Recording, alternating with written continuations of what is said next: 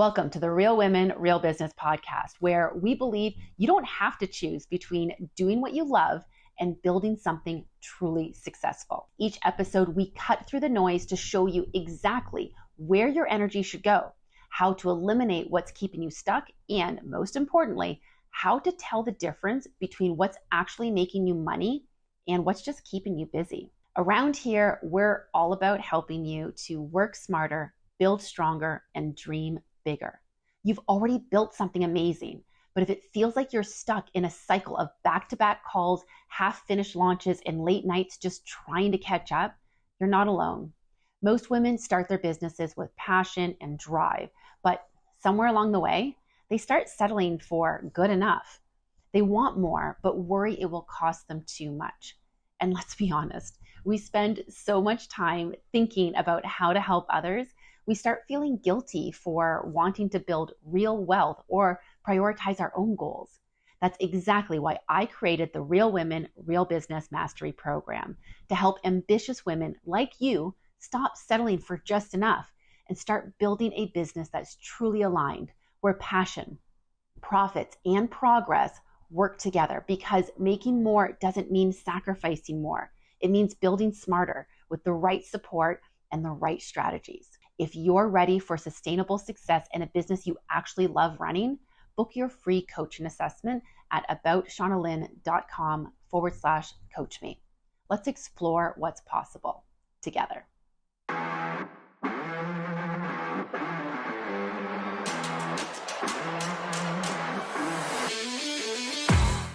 Have you ever noticed that sometimes we only make a change in our business after something goes horribly wrong?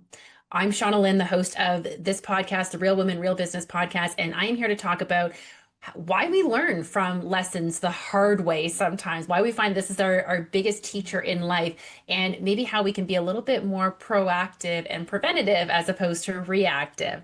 So let me set the scene for you a little bit.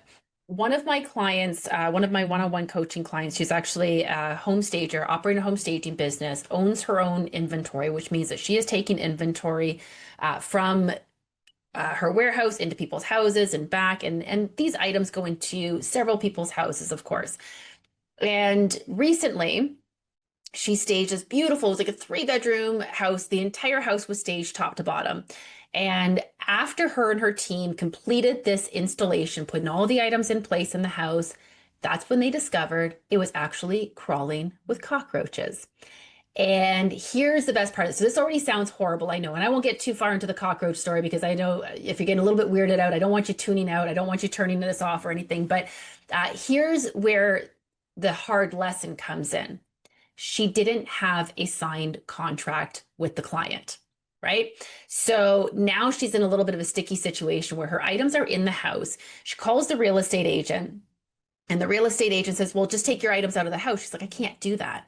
So she can't bring them back to her warehouse and risk contaminating the things at her warehouse. And so she now has to deal with her items are in the house. The house needs to be fumigated. Her items need to be fumigated. Well, who's responsible for all of this? What are the next steps? Now, she was quite fortunate that both the client and the real estate agent were incredibly understanding. And to my understanding, they did end up managing to work out a reasonable resolution to this. But they stood the chance that that wasn't going to be the case, of course, because she didn't have a signed contract in place. And it's something that we've actually been talking about for some time. And there's a bit of a situation where she got it to the lawyer like 6 months ago. She keeps waiting for the lawyer to get it back to her. And, you know, I understand life gets busy, business gets busy. There are a ton of things on our to-do list. And sometimes it's really difficult to prioritize some of the highest priority things, even though we know that they're good for business. Getting a contract, for example, you look at it as, well, that's not directly serving my clients. That's not directly bringing in money for me. It's just one of those things that I know I need to do, but it's kind of an annoying thing on the to-do list. So we kind of procrastinate on it, right? But here's the thing, you know, this is not just her story of not having a contract, dealing with a sticky situation. This is something that's a universal entrepreneurial pattern. We often wait until something painful happens that forces us to change. So why is this? Well, We actually talked about this on one of my group coaching calls recently, and many of us learn after this painful experience for a few reasons. One is we often tell ourselves it's not going to happen to me. That's what happens to other people. It's not going to happen to me. And we legitimately believe that it's not going to happen to us. And I think this is something sometimes we're a little bit disconnected from the possibilities of what could happen. Like we pay for insurance and because we don't have a choice but to pay for our insurance. But if we did have a choice, I think there's a lot of times where we wouldn't actually pay into that because we're somewhat disconnected from our future self. And our future self is always thankful for past self when past self has put things in place that serve us well. However, our present self is very rarely thinking about future self and what we can do to make future self's life a little bit easier. And whatever that planning might look like, whatever that painful event that could be avoided might be, it's easy to kind of put something off and kick that can down the road, like, I'll deal with that another day. It's the same reason that I set out my clothes the night before for my run. I check what the weather's going to be like and I set out the clothes for my run. And sure, I might change what I end up wearing depending on weather the next morning, but I know that I can simply grab those and go. Yet it keeps me disciplined. It helps me to get out for my run a lot easier. And my future self, my morning self, is always very grateful that night before Shauna Lynn was so courteous and so kind. But I will be honest, I am not always that courteous and kind. That is something that's very simple. It takes a few seconds to do.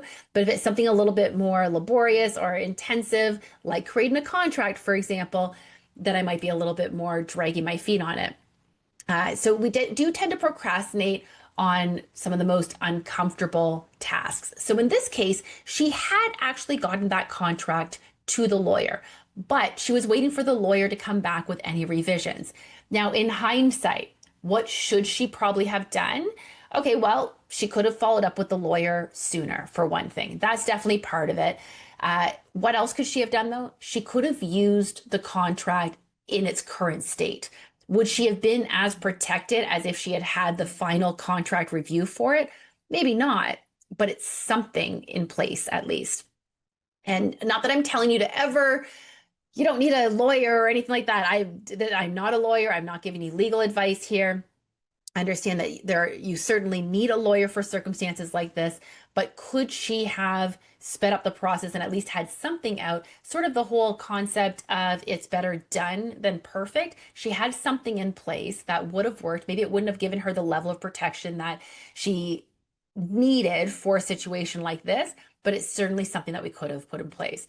And I think the other reason why we tend to learn the hard way, so to speak, is that we often underestimate what the risks actually are. What's the worst thing that could happen?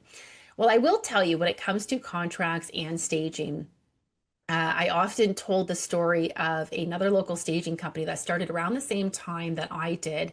And I don't want to get into all the details of it because it's not my story to tell, but they had a pretty serious incident in a house that they had staged in that it was also being worked on by some construction workers.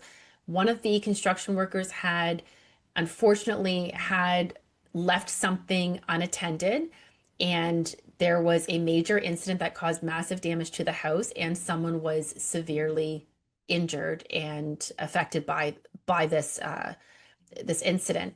And so it was something that they were almost on the hook for, in that they were being blamed for having caused it, which it turned out that they did not cause it, of course.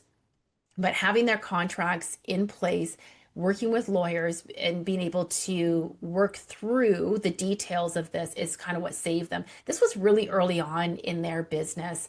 And that's something that, to me, if that was really early on in my business, I don't know if I would have had the stamina to continue going, because it was just such a major event and puts kind of this black shadow over the business that you're building. So in order to help to mitigate some of these things, I mean, this is not just an episode to say, hey, you need a contract. That's certainly part of it. Because I mean, I'll be honest, I have learned some of my most important business lessons the hard way. And I think that this is going to be common for a lot of us. And, people often say to me, like, how do you know so many things? And I would love to say that it's all because of, well, I've studied all these courses and I've read all these books. And that is a big part of it. I am an avid learner.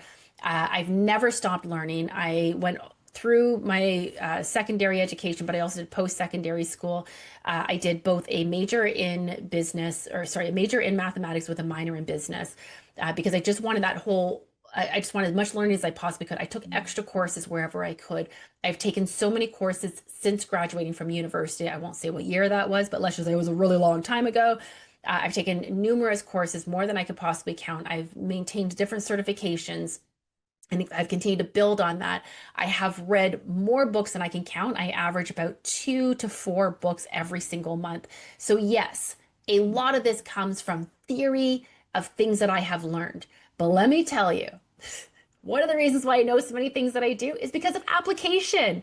I've done things and I have not done everything well. There are things that I can look back and I'm like, man, I really nailed that. I really crushed it. I knew exactly what I was doing. I executed it perfectly, and I just absolutely rocked that. And there are other times when I look back and I just cringe at all the different things that went wrong. And I can pinpoint exactly why they went wrong in hindsight, of course, naturally. I haven't done everything perfectly the first time. And anyone who tells you that they have, they're lying. Let me be real, they are lying. But I would say that as a business coach, as a teacher, a trainer, an instructor, as someone who likes to support other businesses, I'm like a parent trying to protect my kids from making the same mistakes that I have made. And it's one of the reasons that I do everything that I do. I actually went to an event not that long ago. I was invited by a local business owner who I've become really close to over the years. We've got a bit of a personal and professional relationship. And, he was inviting his coach, like his business coach, to host an event.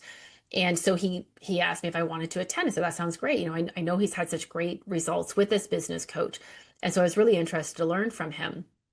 And the business coach, I will say this, the presentation was wonderful. He had some great things to say. But he kind of lost me right at the start of his presentation because he told me the story, he told all of us the story of how he started his coaching business. And it wasn't that he had this sort of rags to riches type of story. It wasn't that he had owned several successful businesses that he had then decided that he wanted to move into the consulting world, which is the case for a lot of us business coaches. This is a lot of the ways that these consultants and coaches often come to be, is through our own experiences, and it's sort of a natural progression sometimes. You have to have that natural teaching in you. You have to have that natural teaching style, I think, even if you don't follow a certain structure. Every coach, of course, is a little bit different, but I think you have to have that desire to teach others in you. But let me tell you how this coach built his business. And I'm definitely going to butcher the story a little bit because I'm paraphrasing a lot of things, but I'm going to give you the gist of how I interpreted it. This was my perception based on the way that he told the story, was essentially that he decided he wanted to start this consulting business. And so his dad gave him a bunch of money. And when I'm talking a bunch of money, I'm talking, it sounded like it was millions of dollars. If not millions, it was definitely in the six figures, to go out and hire people to help him to start this business. And in the first year, he did like an astronomical number in sales and in getting his coaching programs going and everything else. He did really, really well in revenues. That's fantastic. I'm really impressed by all of that. But let me tell you what didn't impress me. How he became a coach, how he got there. He basically said he was pretty much out of school, and I think he worked for one company. Like, he didn't have his own business or anything, and now he's coaching entrepreneurs. And I'm looking at this and I'm thinking, well, let's see. I've been an entrepreneur for a lot of years. I have made my fair share of mistakes. While I've also had incredible successes, I have had some things go horribly, horribly wrong. And that, I think, is one of the true pieces of magic that I bring to my clients and to my coaching, is that I have learned from my mistakes. So I don't want this episode to make it sound as though you shouldn't make mistakes, because I will tell you that these are some of your best lessons. However, I think that we can find ways to learn some of these lessons without having to always take the hard way to them. And it's funny because this particular client, she said to me, she said, I think this is a podcast episode. And I said, you know what, I think you're right. And that's why we're diving into that exactly right now. So when we are learning things the hard way, what are some of the ways that this might look? So I talked about the contract already. It might be something like underpricing your services. This is something that I think a lot of people figure out where the sweet spot is for their pricing based on doing a whole lot of underpricing. So many entrepreneurs start by charging less than they actually should because they're simply afraid of losing the client. Now, the hard lesson is, of course, after realizing after months, after possibly years, that you've been working nonstop and you still can't even pay yourself properly. Like if you're looking at your bank account, you're like, listen, I'm busy all the time. How does my bank account not reflect that? That's a problem. Right. And this is when we start having those reflections of like, oh, have I been doing this wrong the whole time? The moment of truth often comes with maybe burnout, resentment. Maybe you're running the numbers and just realizing there's no way I can sustain the business long term if I keep the same revenues and expenses that I have. So something's got to give there, right? So ideally, we're raising our prices before we actually hit that crisis point. That would be the easy way of doing it, but most people just don't make that move until the pain actually forces them to make that move. How else might this learning the hard way show up? And when I'm speaking about these are kind of the common things that I'm seeing in the women that I work with. And remember that the women that I work with are what I call our accidental CEOs, where we followed more passion than plan. And a lot of times these are very creative professionals. And so our desire is to do the thing that we love for other people, to help other people. And so one of the ways that we end up learning some hard lessons is by not having the right boundaries or policies in place. So this goes a little bit beyond the contract. You can have a contract, but before you can have a contract, you kind of got to know what some of your boundaries and policies are. But not all of these are necessarily covered in a contract, so much as they're just a part of the process as well. Like we often want to be really nice. We want to be flexible with our clients. Maybe we don't have clear payment terms. We just send out an invoice and hope somebody pays us. Maybe we don't even send the invoice out right away. I can't tell you how many of my clients have outstanding receivables simply because they haven't even billed the client yet. And what ends up happening is when you try to go and collect that money, maybe a few months later, you're thinking they're just going to pay you, but now they're questioning the invoice because they weren't expecting the charge because they completely forgot that it even existed. Maybe you're answering text messages at midnight, or maybe projects are dragging on and on because of scope creep. So that friendly flexibility that we want to have will often backfire to us with these late payments, with scope creep, with disrespect from our clients, intentional or not. Sometimes our clients, again, they're not necessarily trying to come from a malicious place or anything, but those late payments, well, you spent 3 months waiting to send out the invoice. What message does that send to your clients? Well, it tells them that you're probably not that interested or eager to get paid. So they're going to take another 3 months to pay it potentially, right? So it often will take that absolute nightmare client before business owners will put boundaries in writing and actually stick to them. So for example, the text messages on the weekends. I work with a lot of interior designers and home stagers, and that is something that we find on the weekends. That's when our clients are doing the things and getting caught up on stuff. And so they're sending us text messages. So the first thing is, if it's a part of your policy that you don't work on weekends, you don't need to respond to those text messages on the weekends. If your policy states that you will only respond to communications via email, or maybe there's only certain things that can be sent to you via text message, like maybe you tell someone, okay, you can text me if it's an image or something that's easier for you to send it that way from your phone, because some people are not that tech savvy, I get it, but any main communication should be done via email. But they're texting you, then respond in email. Like we train our clients, we teach people essentially how to treat us. So if they don't understand what the policies are, what the boundaries are, of course they're going to break them. It's up to us to ensure that we enforce them. And I know almost everyone has that story of that nightmare client that made them change their policy. So if you've got a policy in place and you do decide that you're going to be flexible, you need to make sure that the client understands that you are making an exception to be flexible. Otherwise, you're setting the expectation that you are simply available whenever.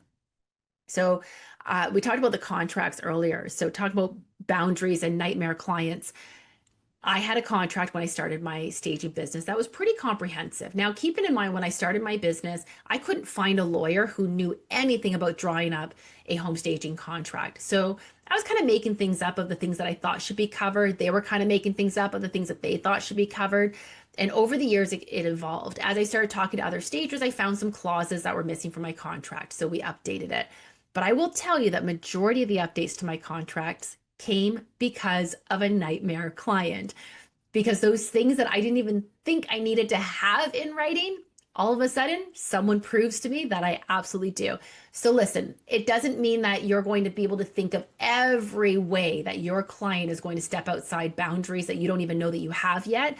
But the best that you can do at the very beginning of your company, or if not at the beginning, then right now, the best time to plant a tree was 20 years ago. Second best time is today. But I want you to write down some boundaries that you have, write down some policies that you have and that you want to enforce. If someone asks you what your communication policy is, if you're like, well, you could text me. I mean, I kind of prefer email, but text is okay. Or if you want to call me, I mean, really, whatever you prefer. Well, then they're going to do whatever they prefer. But if you explain to them you have a clear policy, email is where all of our communication takes place. You are permitted to text message me on occasion for things like if you're running late to an appointment or if it's easier to send a photo that way, but the main communication is going to be done via email, right? So that's nice and clear for them. So boundaries aren't about being mean. In fact, if anything, boundaries are about maintaining a healthy relationship because they're going to help you protect your time, your energy, your sanity, but it's also going to help to ensure that you don't start resenting the client for doing something that they don't even realize that they're doing something wrong. Don't get me wrong, there are definitely clients that are going to push the limits regardless of what your boundaries are in place.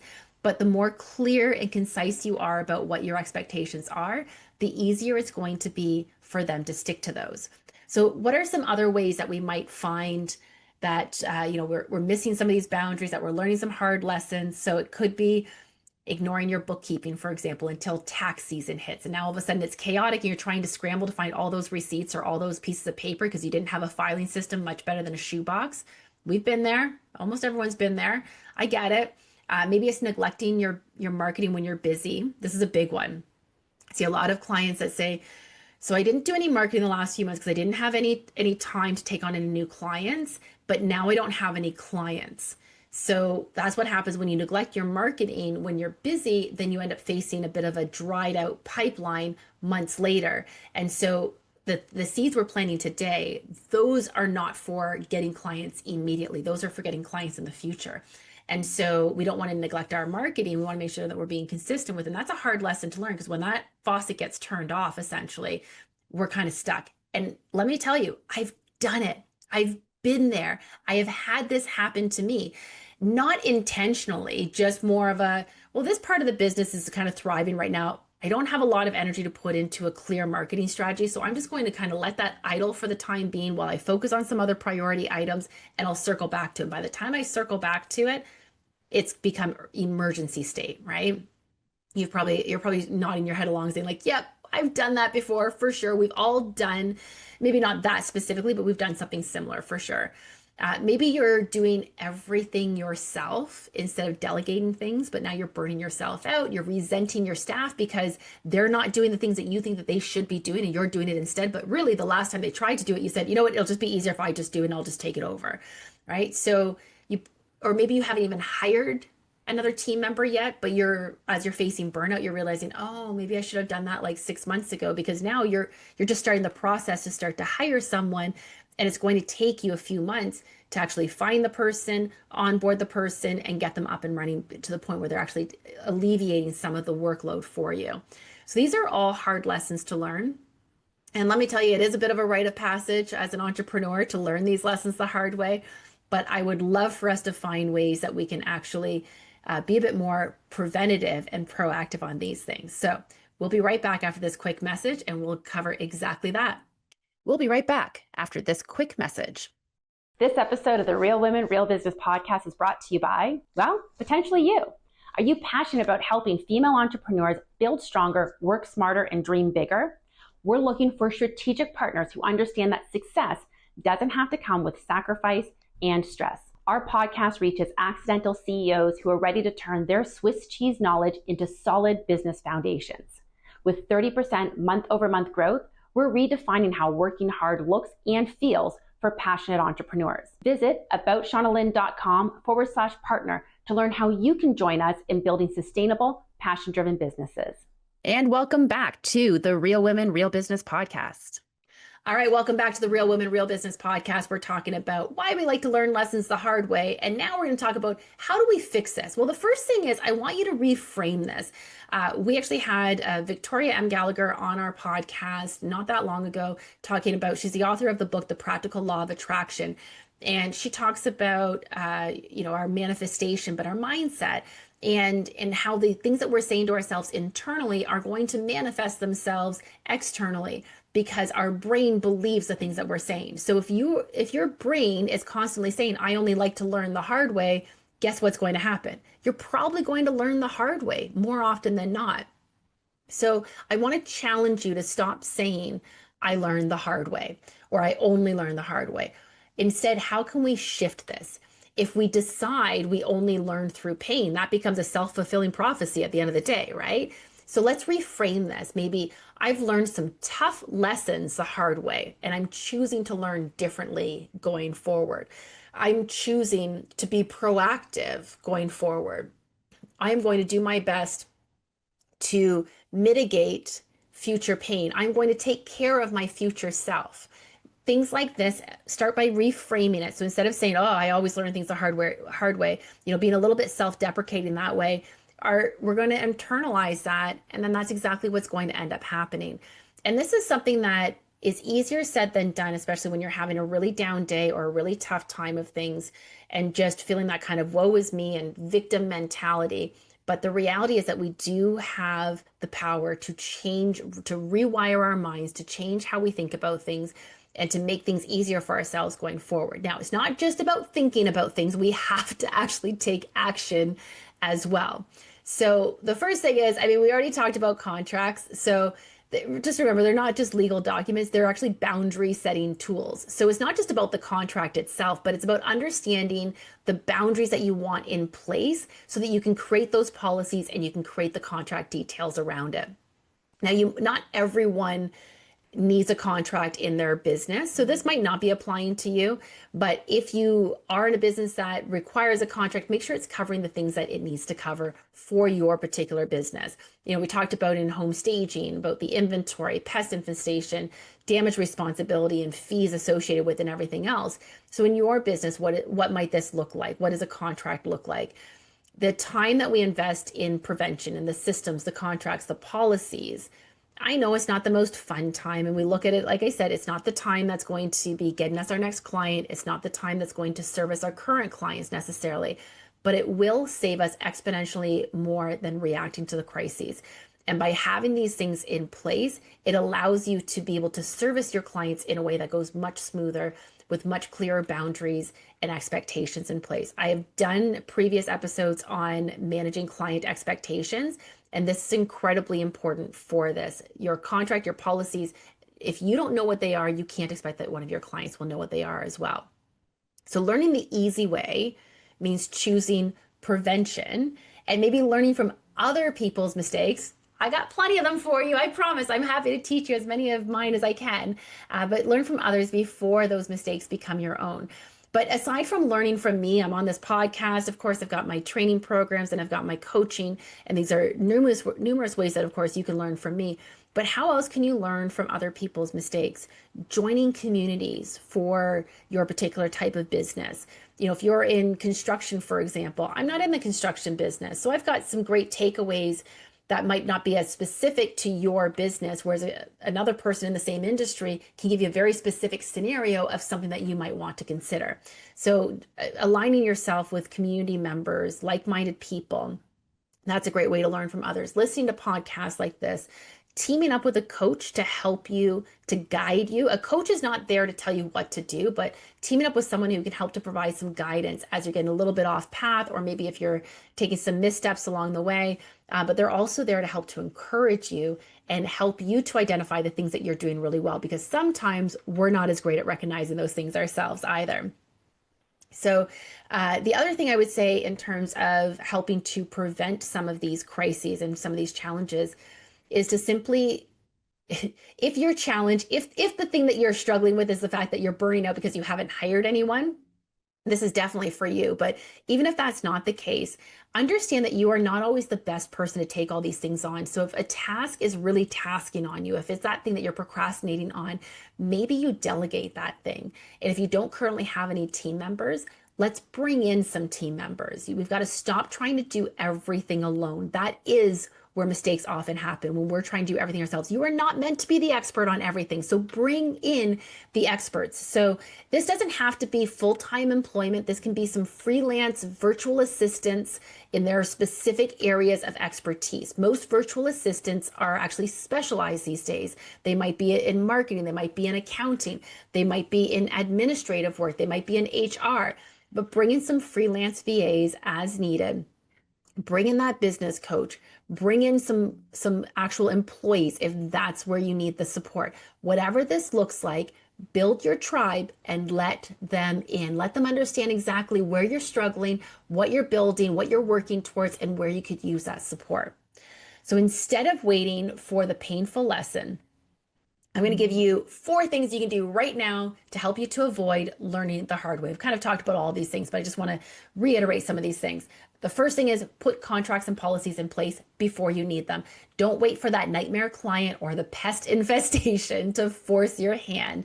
Remember that your contracts are there to protect you, to protect your clients, and to protect your business. And then number 2 is going to be price for sustainability, not desperation. Review what your rates are. Are you charging enough to cover your time, overhead, and profit margin? I don't want you to wait until burnout or an empty bank account to realize your prices are too low. And I want to tell you this as well. I want you to price for you. What do you want? Not what do I need? Oh, I just need a little bit to get by. I just need to cover the basics. I just. Let's get out of that just enough mindset, that just enough thinking, and actually, what is it that we desire and what will it take for us to get that? And how are we going to make that money? I want you to stop feeling guilty about pricing yourself for what you are worth. And then the next part is I want you to set and enforce boundaries early on in your relationship with your clients, whether that's through your communication hours, your payment terms, whatever is included in your services. I want you to be very clear, set some processes maybe in place that will help you to be able to communicate this effectively in a way that's going to help your clients to have the best experience possible with you. And then stick to these boundaries.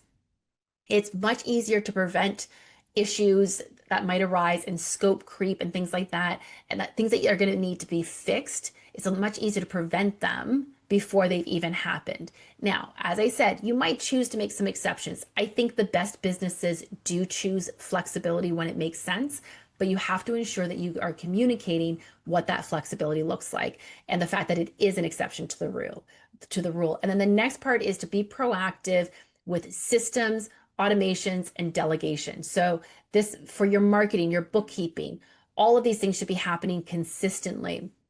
So get some systems in place, get some priorities in place in terms of what that you want that to look like. I don't want it to just be something that you do when things are slow. You just do your bookkeeping, your marketing when things are slow. No, you do those when it actually is required. You don't just do systems and processes when things are chaotic. No, you have them in place no matter how much time you have on your hands or not. So you're always being your most efficient self. Build habits, build systems that will help you to keep your pipeline full, that will help to keep your books on point, that will help to keep money in your bank account and flowing into your bank account, and essentially help to keep your business stable. So for my client, of course, the cockroach incident may have been the push that she needed to finally stop waiting for the contracts to be perfect and just start using them. Yes, the lawyer still needs to sign off on the final review of them, but again, something is better than nothing in this case. But contracts aren't the only area where we tend to learn the hard way, whether it's that underpricing, skipping boundaries, neglecting systems. Most of us don't change until the pain forces us to. So here's the thing, you don't have to wait for the cockroaches, for the burnout, or a nightmare client to make smarter choices in your business. You can make that path easier for yourself. And yes, you might learn the lessons easier, not easier, but they might be more solidified if you learn them the hard way. But man, wouldn't it be so nice to learn the easy way this time? So set up those contracts, price yourself sustainably, enforce those boundaries, and put those systems in place. So if you're ready to stop learning the hard way and you want support in building maybe some of these systems, these policies, these strategies, and you want to do it the easy way, well, like I said, bring in the business coach. This is exactly what we do inside the Real Women, Real Business Mastery program. I'd love to help you to create a business that feels secure, that feels profitable, that's actually enjoyable for you. And that's exactly what we do in the Real Women, Real Business Mastery program. We're basically taking accidental CEOs and taking all those little gaps maybe that we might have in some of the things that we didn't quite get in place as we were building and growing the business because we were just so excited to be working in our passion. And we start to fill in and plug in some of those holes. Some are bigger than others, but we make sure we've got all those plugged in so that we've got that long-term trajectory for growth in a way that makes sense for us. I am helping women to build stronger, work smarter, and dream bigger. And I would love for you to be a part of that journey as well. So if you'd like to set up a call to discuss what it might look like, just simply go to aboutShaunaLynn.com/coach me. And I'd be more than happy to have a discussion about your particular business and see what makes the most sense for you, whether it's that program or another resource or another path or direction as well. But it's a very actionable call, and I'm happy to review things with you. So listen, all of the resources that I mentioned here today are going to be posted in our show notes. So be sure to check it out if you like any of the books or the past episodes that I've mentioned here. And if what I'm saying is resonating with you, then I really hope that you will continue to tune in again next week. Of course, we drop episodes every Tuesday morning, and I would love to continue to be a part of your journey with you. I will continue to share the lessons that I've learned through my own journey, as well as the lessons of my clients, so that you can learn from all of these things. And hopefully, this will help you to have a much smoother path on your entrepreneurial journey. Don't forget to leave us a review and subscribe to us on your favorite podcast platform, wherever you get your podcasts. And until next time, until I see you again, until next week, keep thriving.